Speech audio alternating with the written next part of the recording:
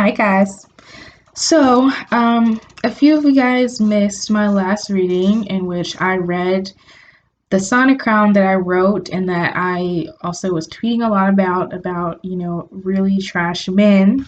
Um, and um, a very wonderful friend of mine, Joe, requested that I record it. And for Joe, I'll do anything for you.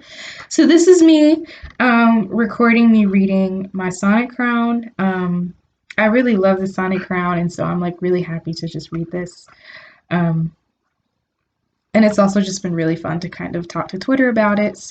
This is my Sonic Crown titled "Men Really Be Menning." 1.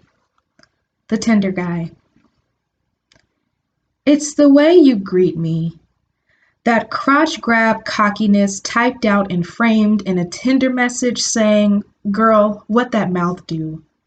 And since you asked, it's obvious you've imagined it. Me on my knees and praying to the hymn of a jingling belt, the thirsty pink tongue of me cropped up towards your warmth. I bet you're the type who likes control. A girl on the brink of choking you down, the glitter glisten of wet eyes begging for mercy. I wonder who has swiped right and unhinged their jaw for you. You who would tell me to say your name while mine was wiped from memory, my number never saved. Undo it all. Reverse the words and feel them bloat on the swallow.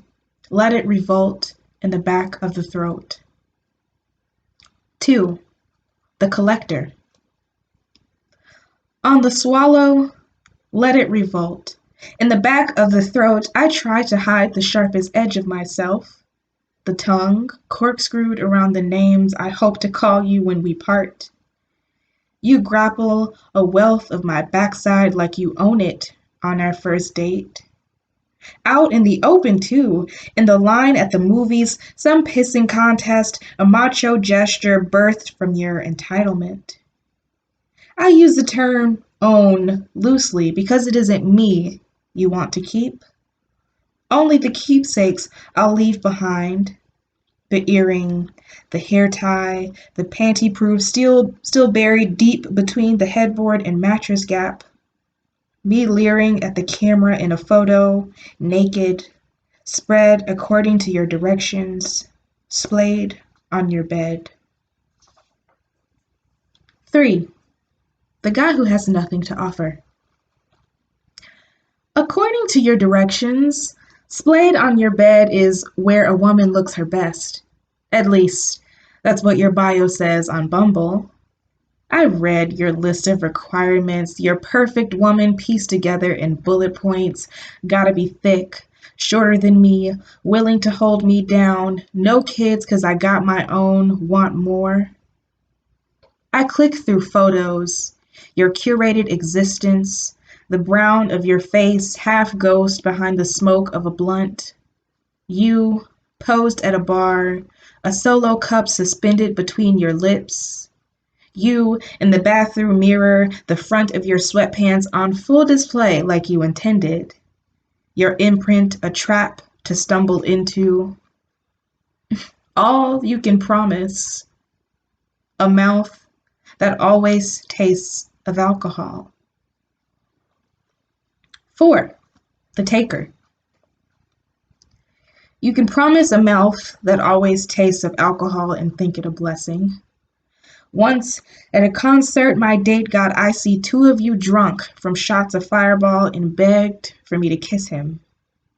He didn't wait for my jaws relaxing, the gentle invitation for more, and this is just another story of being opened, another thing that's taken from me.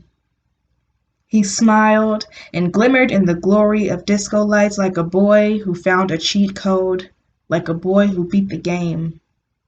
I tasted like medicine, didn't I, over the steady beat of my body's warnings. Oh, the nights I wasted believing what I was told, that I had said yes, that I was asking for it by wearing that dress 5. The taker covers his crimes. That I was asking for it by wearing that dress is debated in the group chat with your boys. But of course you twist the story, put on your best innocent act. But there was so much noise I never heard her tell me no. It's funny how you ignored my other revolts. The clamp of my thigh, your fingers crabbing to the honey pot that you swore was dripping, sweet and damp against the cotton I wore to ward you off. How suddenly I had a sister who was home when you asked to come inside again. Your scoff as I dodged your parting kiss. Your drop top's chrome glistening white in the moonlight, empty. How I still don't know your last name, even now. 6. The never getting nowhere guy. I still don't know your last name, even now, after a month of pointless small talk. Each morning, the same inception like beginning. How did you sleep? Before your long and practiced speech, how you tossed and turned and could have slept much better, but there's always tonight to try again.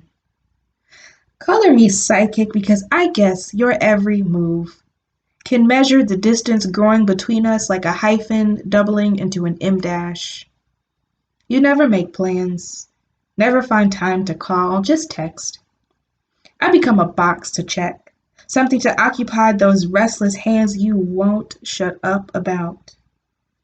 My wordy blocks of banter dwindle down to phrases. Silence.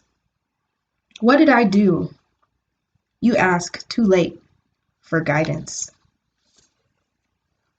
7. The hopeful. What did I do? You ask. Too late for guidance or backup from my girls. I do the unthinkable.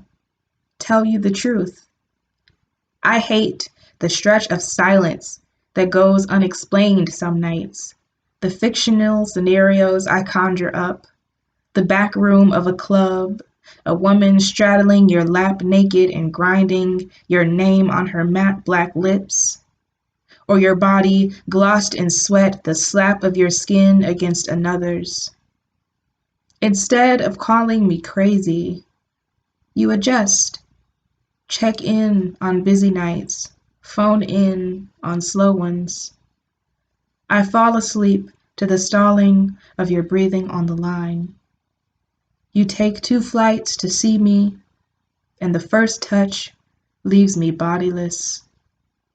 It's the way you greet me, that crotch grab cockiness.